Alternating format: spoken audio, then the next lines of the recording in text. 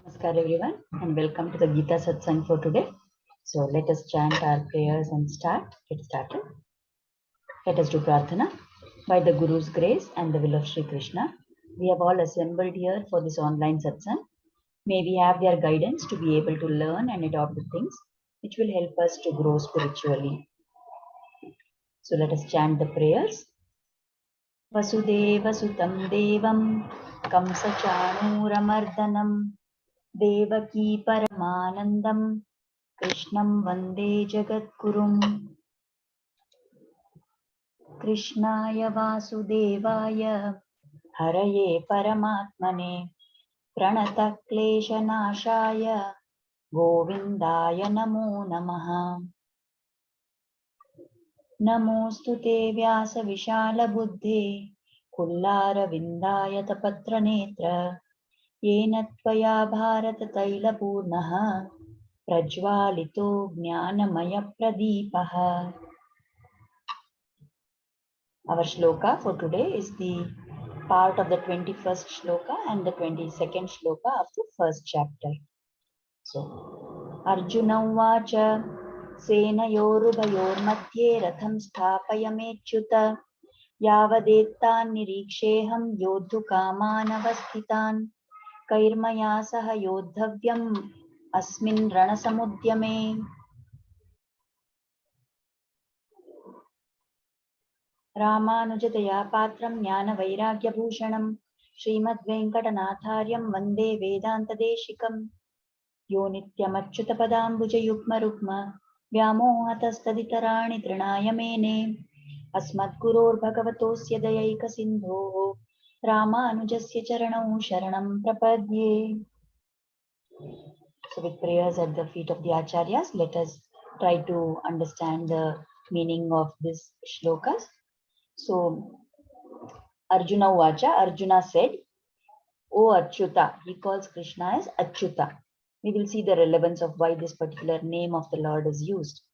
O Achyuta, please take my chariot to the middle of both the armies so that I may look at the warriors who are arranged here for the battle and whom I must fight in this great combat, in this great yuddha. So in the previous shloka, last time, we talked about how Arjuna was looking at all the armies, right? And then he took up his bow and he was sitting in the chariot which had Hanuman on its dvaja, Kapid dvaja. We saw the significance of that word, right?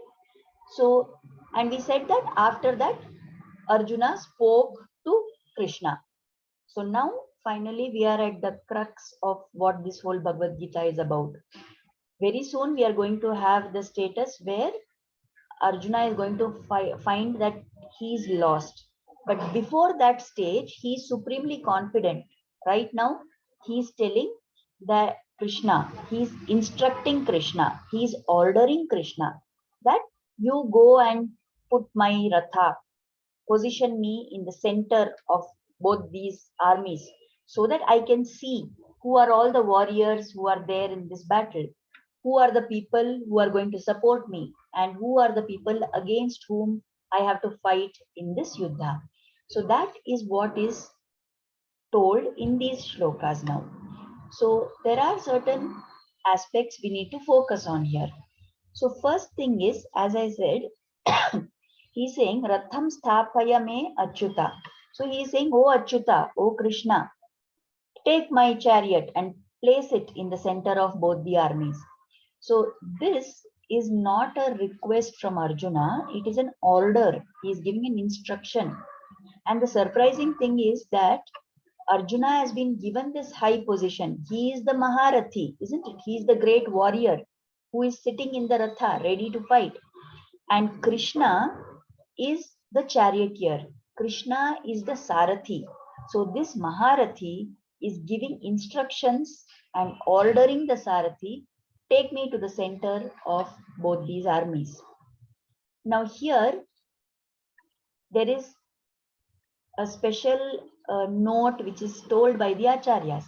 They say, this Krishna, right? Who is this Krishna? We will come to that later. Who is this Krishna? But he is the Sarveshwara.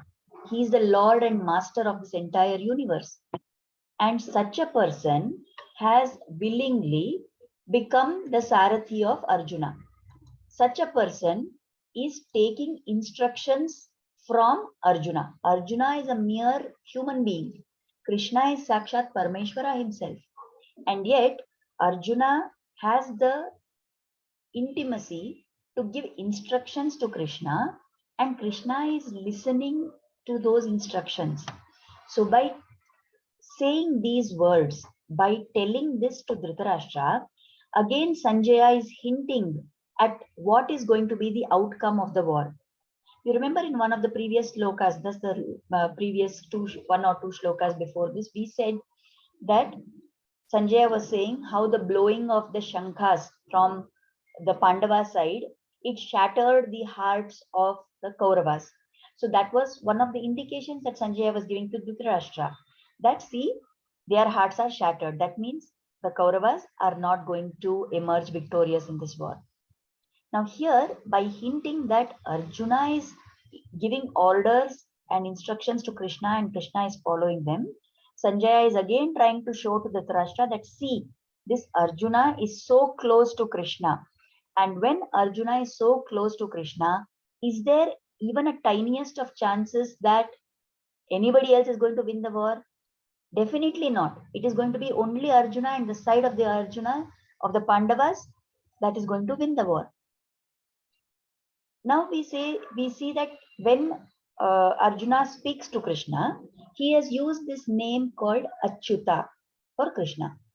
Now the Acharyas say that this word Achyuta, there are two ways in which we can understand this. One interpretation is that Achyuta, the one who is infallible, the one who never falls, the one who never fails, the one who is always in the same position as what he always is. Such a person who cannot have a fall is called as Achyuta. Now, why it is told that Achyuta never falls?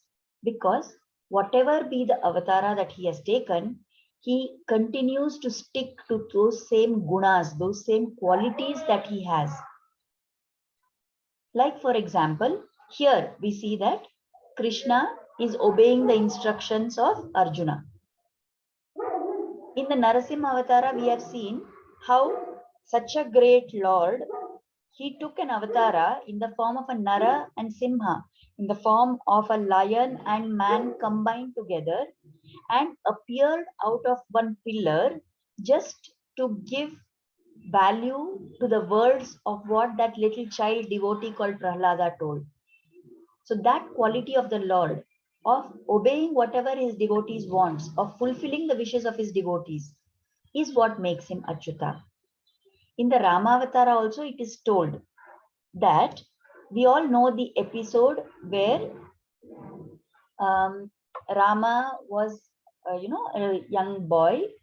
He had not yet, entered his teens also at that time, but he had finished his education and he was in Ayodhya. At that time, Vishwamitra Rishi comes there, and Dasharatha, is so happy to see Vishwamitra Rishi that he promises him. He says, "Oh Rishi, I am so blessed that you have come to my Rajya. You please tell me what you want. I will grant your wish. Tell me what service I can render to you." So Vishwamitra says, "I am about to do some yajnas, and there are a lot of Rakshasas who are troubling these homas and yajnas. And of course, I can destroy those Rakshasas, but at the time of doing the yajna, I have to be in a sattvic state of mind. So I cannot give shrapa and all that and destroy the Rakshasas. So please send with me your son Rama, and I want his help in protecting my yajna from all the Rakshasas." Hearing this, Dasharatha is, totally aghast. He's shattered. He says, "What is this? Rama is a young child. He doesn't even have any experience of fighting. How will he be able to protect? I can't send my son. I will come. You know that I am very capable. I have fought even for Indra and all that. I will come with you," he says. Dasharatha says. Vishwamitra immediately gets angry. He says, you gave your word to me. You made a promise that you will give whatever I ask for. And now when I'm asking for your son, you are not ready to part with him. Okay, you be nice. You stay happily with your people. I'm going. And he gets up and starts to walk away. At that time, Vasishta, who is the guru of all the, the Raghu clan, Vasishta steps in and he advises Dasharatha that don't do this. There will definitely be some good intention with which Vishwamitra Rishi is having in his mind. And if Rama goes with him, he is only going to benefit from this association. So listening to Vasishta's advice, immediately Dasharatha runs to Vishwamitra Rishi and he pacifies the Rishi and says, please, I'm sorry, you can take Rama with you. I will send him happily with you. Vishwamitra Rishi takes Rama and this Lakshmana also, as usual, goes along with Rama. And when they are going, as they pass into the forest, it is evening time and they hear the loud noise of, one Rakshasi. And immediately Vishwamitra alerts Rama and says, see, this is the Ghor Rakshasi called Tataka. You have to kill her. She is creating havoc in this area. She is not letting any of the rishis do their tapas and do their yagnas properly. So you have to kill her.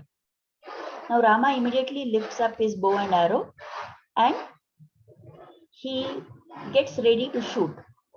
Suddenly there is a doubt in his mind and he stops. He thinks this Tataka, whatever it may be, she's a Rakshasi. She's a female. This is the first fight that I am going to be involved in. Is it correct for me to fight with a woman? Because it is against the rules of dharma to fight with a woman. When one must not raise arms against a woman. So the very first fight in my entire, career as a Kshatriya, am I going to be fighting a woman? Is that right for me to do? He wonders. Seeing him hesitate, Vishwamitra Rishi advises him further. He says, you are thinking that she is a woman? Maybe she is a woman, but she is someone who has created havoc not only for human beings here, but also for Indra and all the other devatas. Everybody is running in fear of her. And such a person, it does not matter what the gender. When they are doing bad to others and they are preventing people from involving in worship of the Lord, you have to destroy her. That is your dharma, he says.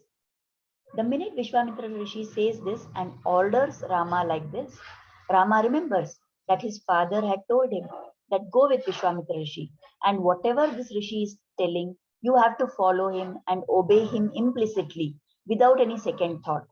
And remembering that and hearing the orders of Vishwamitra Rishi, Rama immediately shoots and kills Tataka.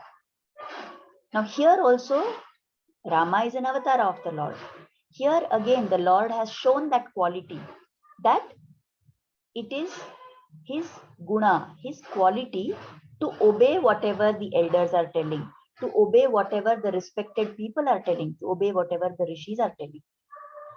No wonder then that here as Krishna, when he has come and he has taken the role of being a Sarathi to Arjuna, then he is playing that role to perfection.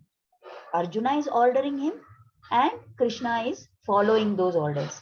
So this quality of the Lord, of always obeying the instructions, of never giving up on that quality, it is showing that nature because of which he is called as Achyuta. He never falls from his gunas. He never deviates from whatever is his quality. Right? Similarly, the other meaning which is given for this word Achyuta is that Achyuta is someone who will not fail his devotees. He stands firm in his gunas, that is one part. But equally, he never fails his devotees. Any incident that a devotee calls out to the Lord, unfailingly, he is there in that very moment to support that devotee, to save that devotee, to protect that devotee, right? And that is exemplified through so many examples. We know the story of the elephant called Gajendra. That elephant was caught in the jaws of the crocodile. It wanted to offer a lotus flower to the Lord. And in that moment when it realized that all my struggles are not freeing me from the clutches of the crocodile, that Gajendra very loudly calls out to the Lord. Adi Mula, it calls out. And that very moment, Lord has appeared there sitting on Garuda. Similarly, we know the example of Prahlada. When Hiranyakashipu, Prahlada's own father, tortured him so much and got to the stage where he said that, show me where is your Narayana or I will kill you.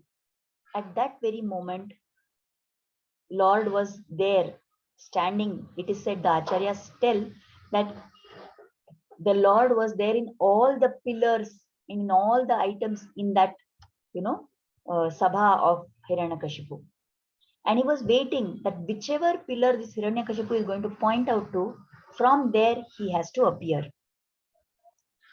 Such was the, mercy of the Lord. That small child, to protect that child's world, the Lord was there. We know so many examples when Draupadi sought the Lord's help. We know about the disrobing that happened in the Sabha. At that time, Krishna was not there physically present, but he sent that unending sari to, save her honor. Then we know the example of how Durvasa Muni came with all his disciples, instigated by Duryodhana. He came to these people when they were in Vanvas and they wanted to have food. The Akshay Patra had finished its work for the day. And then again, Draupadi calls out to Krishna, and Krishna comes there, puts that small bit of grain of rice sticking in the path in that vessel. He puts it into his mouth, and at that very moment, Durvasa and all his disciples, their hunger is appeased, they run away from that place. Like this, we have multiple examples where the Lord never fails his devotees. So that is also the reason why he is known as Achyuta. Now here, when Arjuna is giving instructions to Krishna and he's saying, take my Ratha to the center of the two senas, he's giving instructions to Krishna. But the fact that he's using this word Achyuta, it tells us what is his state of mind. He is, by saying Achyuta, O Krishna, you are the one who never falls from your guna of obeying instructions. You are the one who never fails your devotees. And because of this, I am requesting you, please don't fail me. Don't let go of me. Be by my side and take care of me throughout this yuddha. That is the request that is there in these words of Arjuna. And that is the reason why he is using this word Achyuta. That is the significance of this name of Krishna. So what are the things that we can learn from our point of view? What can we get? What message can we get from these words in these shlokas? Now, the first thing we said that Sanjaya is telling all this, isn't it? So Sanjaya is talking about what is going to be the outcome of the war in an indirect way. The qualities of Sanjaya and Dhritarashtra, if we compare them, right? Sanjaya and Dhritarashtra were both students together. They studied under the same guru. And always it used to be that Sanjaya would have very good understanding of whatever was being taught by the guru, whereas Dhritarashtra would find it difficult. So the Acharyas say that once there was a discussion between Sanjaya and Dhritarashtra. And Dhritarashtra asked Sanjaya that, tell me honestly, how is it we are both studying from the same guru, we are both having the same, attention from the guru, we are both hearing the same things, and yet you are able to grasp everything so soon and you have all the knowledge, whereas I am not so capable like you. What is the reason? So Sanjaya tells Dhritarashtra that you should not feel bad, then only I will tell the truth. So Dhritarashtra says, okay, fine, tell me what is it. Sanjaya says, I do not have the attitude of wanting to cheat anybody. And that is the reason why I am able to grasp everything. So what is the message here? Sanjaya was pure hearted and he was not filled with negative emotions of, wanting good for oneself and wanting to cause harm to the others. And only such a pure hearted soul is free from the Rajasic Tamasic qualities and is full of Sattva Guna. And only such a pure soul is able to acquire and get knowledge in an effective manner. We may have intelligence, but unless we have sattvic quality, we will not be able to utilize that intelligence, or we will not be able to grasp everything very quickly. And our usage of what we have learned will also not be good. So that is what we need to learn from these qualities of Sanjaya and Dhritarashtra. Second thing, this Lord, we said that Lord is called Achyuta because he never falls from his guna. And that guna we focused on was the quality of obeying elders. So if the Lord himself has this quality of obeying the instructions of elders or somebody else who is, in a position where they are going to instruct, then we must also cultivate this same quality, that we must learn to listen to our elders. We must learn to listen to the instructions that people are giving us, those who are more knowledgeable than us, those who are older in age than us, those who have more experience than us, right? Many of our conflicts today arise because neither side is willing to bend down and listen to the other person. But if we want to progress on the spiritual path, we must learn to obey whatever the elders tell. There may be times when we think that they are wrong, but even in that case, if they are telling wrong, but you obey them, right? Then whatever papa comes because of them being wrong, that papa will go to them only. And you will get whatever punya comes out of obeying elders. And if what they are telling is correct also, and you're obeying them, then they feel happy. Second thing is, they will, in that happiness, they will bless you. So you get their ashirvada. So this way, we can progress on the spiritual path by cultivating this quality of the Lord of obeying instruction. Right? And look at this quality of Krishna. If somebody is a bhakta of Krishna and he is serving the Lord, then that is the normal thing that we expect, right? That a bhakta should serve the Lord. Now, this Lord is the all-powerful Lord. In the Bhagavatam, there is a shloka which talks about what all are the powers of the Lord, how powerful he is, how everything in this universe is because of him, how all the deities are performing their functions, how all of Prakriti's functions are going on out of the instructions because they are following the instructions of the Lord, right? There is a episode in the Bhagavatam where Kapila Muni does Upadesha to his own mother, who is Devahuti. And there is a shloka which is told, Madbhayat, Madbhayatvati Vatoyam, Suryastapati Madbhayat, Varshatindro Dahatyagnir, Mrityuscharati Madbhayat. Okay? Where they are saying that because of the Lord's fear, because of his supremacy, the Vayu is blowing, the wind is blowing, the sun is shining because of the Lord's instructions. Indra is pouring the rain because of the Lord's instruction. And Agni is burning because of fear of the Lord. And even whatever Yama is doing, that taking all the people whose time has come to Yamaloka, that is also out of the fear of the Lord. Fear of the Lord means because the Lord has so instructed. Now, this Lord who is instructing and who has set the protocol and who has set the rules for everything in this world, such a Lord, this Sarveshwara, is in fact waiting for an opportunity to save his devotees, to serve his devotees. How does this come? Ramanujacharya says, so much love the Lord has for the Bhakta. And because of that love of the Bhakta, he who is the Sarveshwara is ready to become a servant of the Bhakta. So, devotee wanting to serve the Lord is normal, but Lord wants to serve the devotees. And we have many examples of stories which are told. So many bhaktas were there, and unknown to them, the Lord came to their house, took the form of an ordinary person, and did seva for these bhaktas. What does that teach us? That if you have love for God, If you have bhakti, if you are having unending devotion to the Lord, then He is there ready to serve you.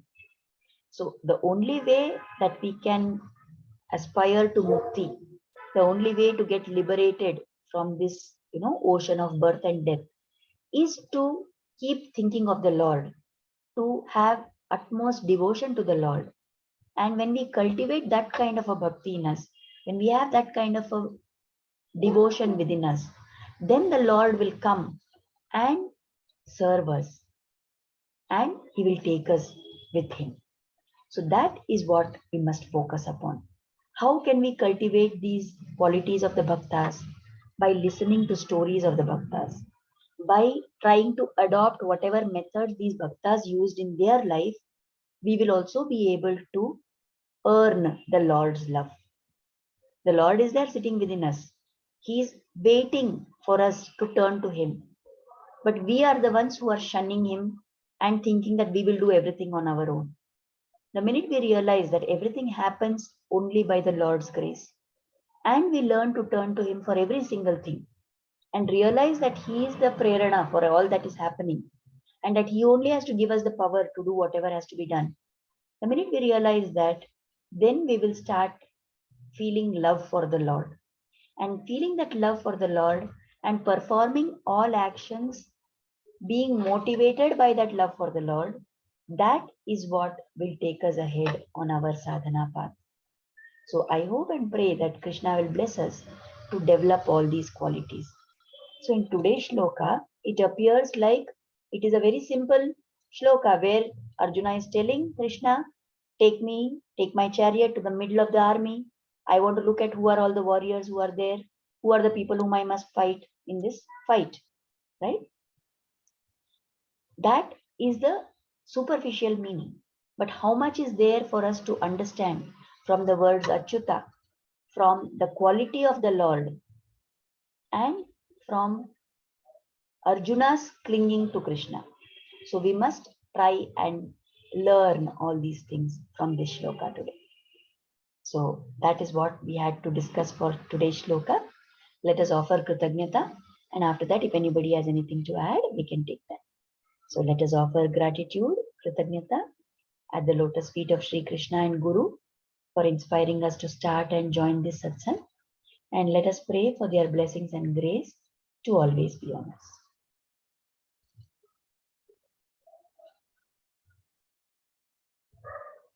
So if anybody has anything to share or ask or comment, please unmute and share your thoughts.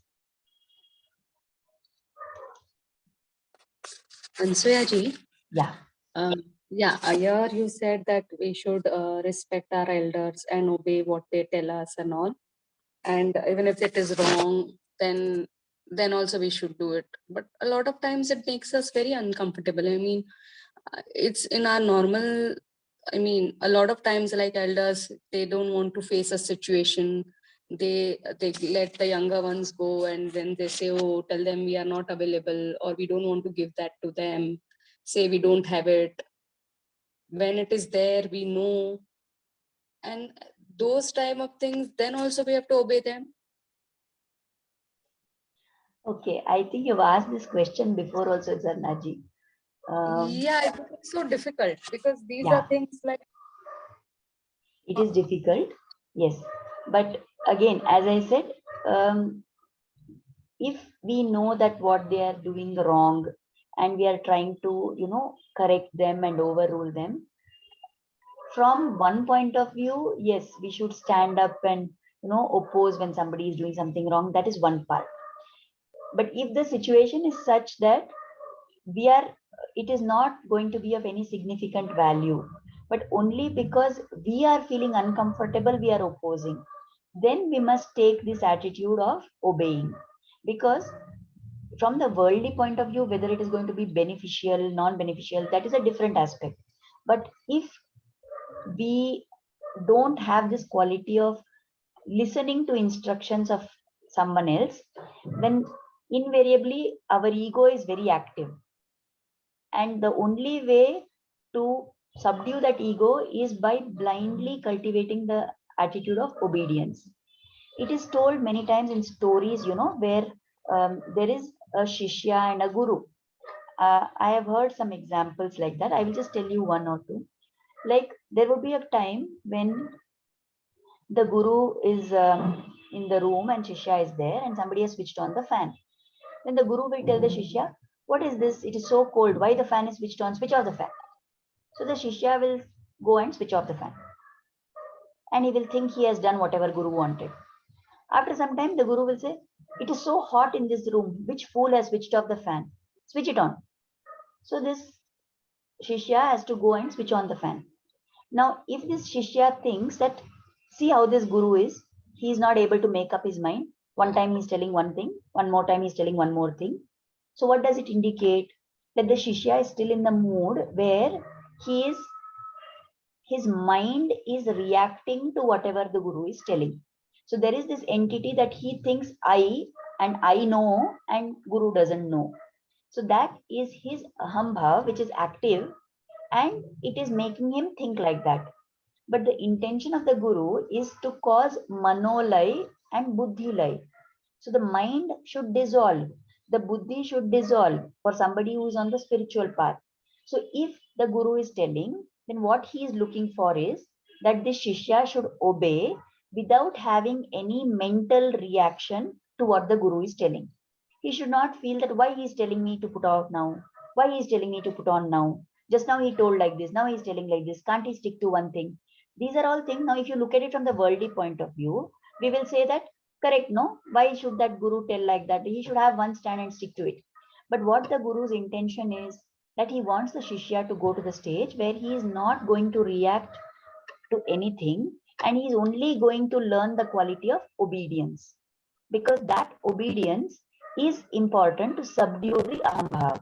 So that is the situation where this Shishya is supposed to just obey. Hello. Hello.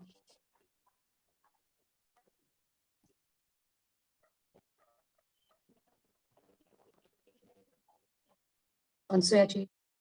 Hello.